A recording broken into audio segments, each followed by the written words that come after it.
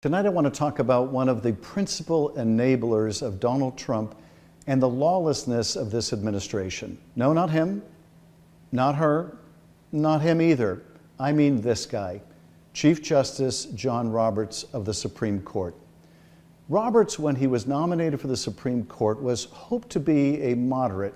There was some expectation that he was an institutionalist, that he would, as he described in his confirmation hearing, just call balls and strikes, be a neutral umpire or arbiter of the law. Here is John Roberts during his confirmation. The legal arguments that are presented, I will be open to the considered views of my colleagues on the bench, and I will decide every case based on the record, according to the rule of law, without fear or favor, to the best of my ability.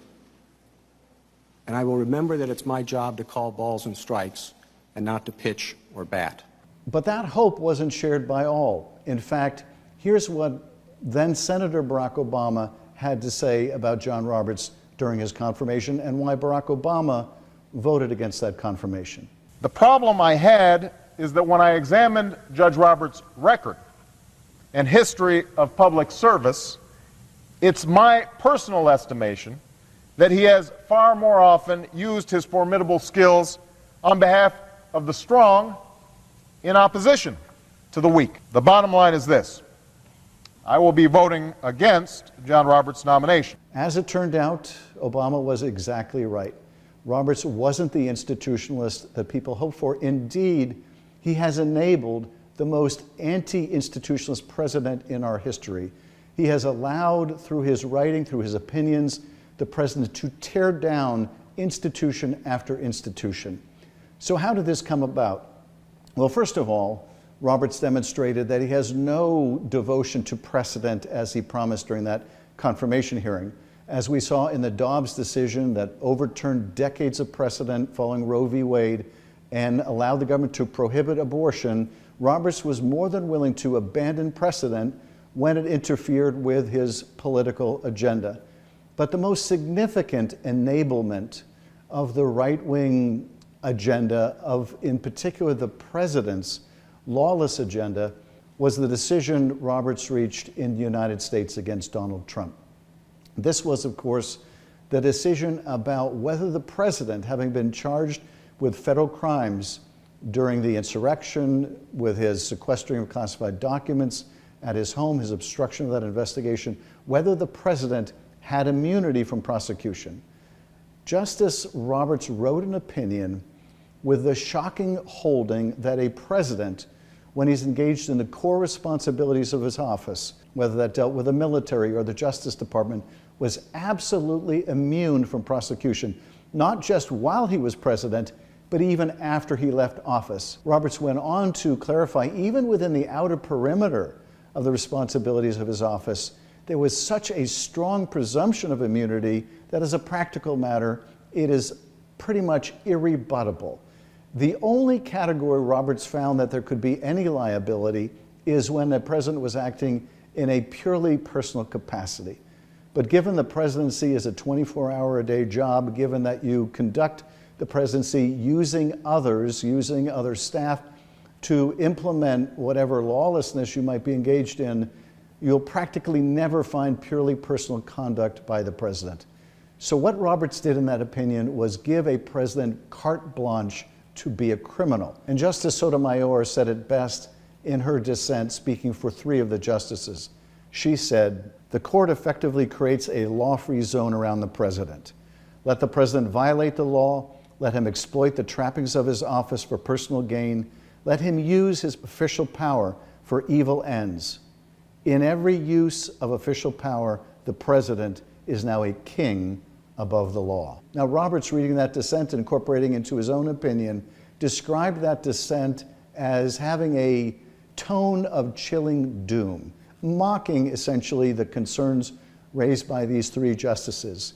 He said that tone of chilling doom was wholly disproportionate to anything he had decided in that opinion. Well, if anything, what these justices in dissent warned about, as Sotomayor elsewhere in the opinion described, this immunity now lies about like a loaded weapon. What they warned about understated the danger. It never overstated the danger. But it's not just liberal justices or judges who feel that this decision by Roberts paved the way for all the lawlessness that would follow. This is what Judge Michael Luttig, a conservative judge and scholar, someone who was himself a candidate for the Supreme Court in the past, an iconic figure among legal conservatives, this is what Michael Luttig had to say about the Roberts Court and its legacy. The Chief Justice is presiding over the end of the rule of law in America. Roberts, he said, is acquiescing in and accommodating the president's lawlessness, and it is doing so without briefing, without argument, without deliberation, and without even a single word of explanation of its decisions. The Supreme Court was never intended to function like this, Luttig said. Never before has it entertained such challenges from the president, and never before has it decided them so flippantly. Now, what Judge Luttig is referring to when he talks about deciding these cases so flippantly is Roberts' use of the shadow docket. So this is a mechanism where when the administration engages in lawlessness, when it, for example, racially profiles using ICE agents to grab people off the street because of how they look, because of their English-speaking skills or where they work, when it engages in such plain unconstitutional behavior, and lower courts strike down those operations, the shadow docket of the Supreme Court, when they're appealed to the Supreme Court, decides, without even issuing an opinion, without even justifying their logic, that they will allow these harms to go on until the case works its way fully through the courts to the Supreme Court and is decided. What that has meant is that the president and the administration can illegally fire people, and they may have no remedy for a year or two until it's decided by the Supreme Court. It can illegally detain U.S. citizens or non-citizens, and the Supreme Court is going to allow that harm to go on until it reaches the Supreme Court. It can cripple universities by lawlessly suspending federal grants to coerce universities to adopt a conservative agenda, and that harm will be allowed to continue until it gets to the Supreme Court. That is what Roberts has done through the shadow docket. He has compounded the flaws of his immunity decision, the dangers of his immunity decision, by using this shadow process, this shadowy process, to, without explanation, allow the lawlessness to continue.